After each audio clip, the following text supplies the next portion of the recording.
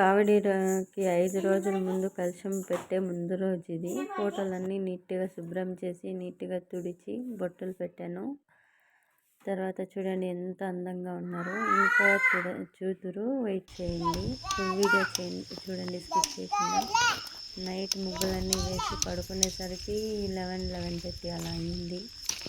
ఏదో నాకు వచ్చిన విధంగా వేశాను. చాలా డేస్ తర్వాత వేసాను ముగ్గులు.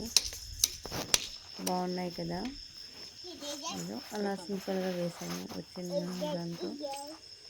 అంటే చాలా డేస్ అయిపోయింది వేసి కూడా. ఇది నెక్స్ట్ డే మార్నింగ్ ఇలా దేవుణ్ణి అలంకరించాము. చూడండి ఎంత బాగుంది కదా.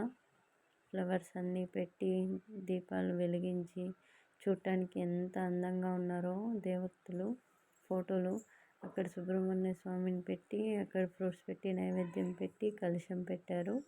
ఇలా పెడతారంట వేలు వేసే ముందు, 5 రోజుల ముందు ఇలా పెడతారు కలశము.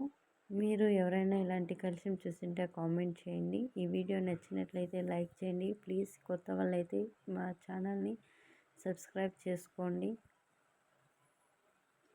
చూడండి ఎంత అందంగా ఉందో. చూడటానికి 2 కళ్ళు సరిపోవడం లేదు.